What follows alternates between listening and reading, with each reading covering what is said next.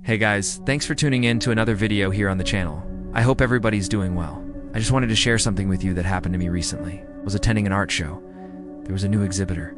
I'd seen his work before, but this was the first time he was showing in this particular venue. It's actually a good-sized retrospective of sorts, so I decided to go. And I had a friend go with me who'd also known this artist for quite some time. He said, "Let me show you the latest thing he's working on." So we went into a back room. It was a large room, dimly lit, sort of like a cathedral ceiling. And there on this pedestal was this, statue. I looked at it and I was like, what the F? You know, and without thinking, I said it out loud.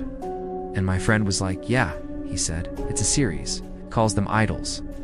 And seeing its revolting tumor-like essence, I was sent spiraling silently into my own repressed past. My friend's voice seemed distant, as if underwater. I vaguely recall him asking if I was all right, although I don't remember if that was actually said or if it was just something I imagined.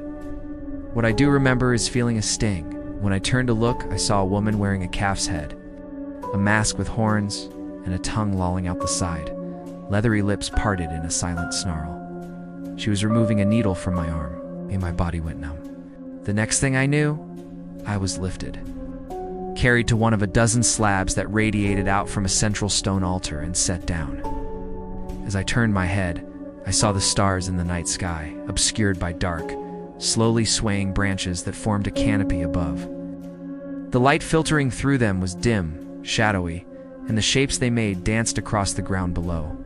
Animal faces, humanoid in form yet distinctly not human, gazed at me with unblinking eyes, some carved in stone, others seemingly woven from the shadows themselves.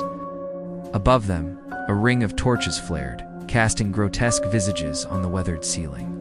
In the center hung a single lantern, its flame flickering feebly, struggling to pierce the oppressive gloom. My gaze fell upon a man holding an axe. His face was hidden behind a bear's head mask.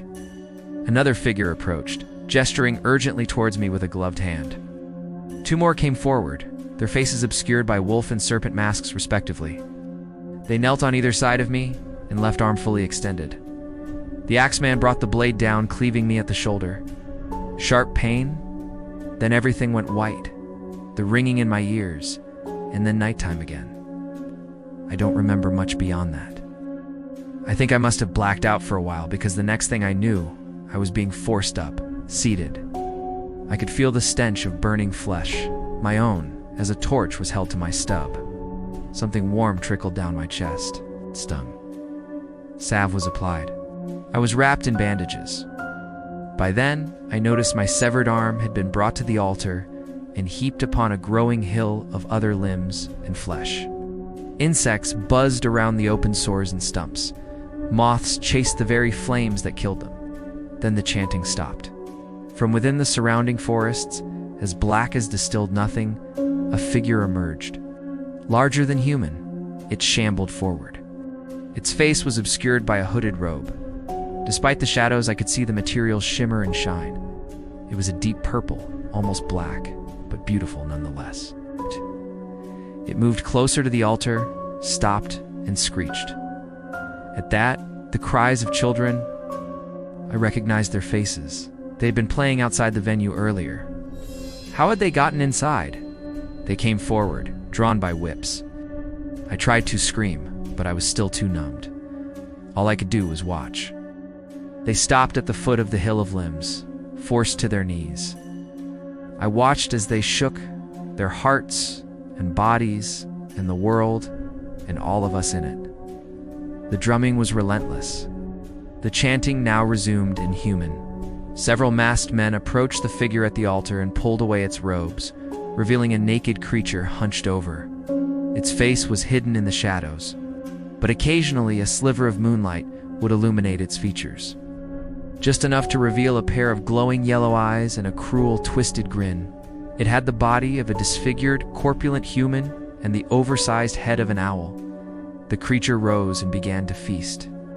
On the limbs and flesh before it, and on the kneeling children, stabbing and cracking with its beak, pulling them apart, eating them alive. When it had finished and the altar was clean save for the stains of blood, the creature stood and bellowed, and from its bowels were heard the subterranean screams of its victims. Then it gagged and slumped forward, and onto the altar regurgitated a single mass of blackness, bones, and hair. This 3 masked men took, and the creature, and that's when I woke up in the hospital missing my left arm. Well, I was told later by doctors that I'd been in a car accident. My arm had been amputated after getting crushed by the vehicle. The driver had died, as had everyone in the other vehicle involved, a single mother and her 3 children. That's all I got. Thanks for watching.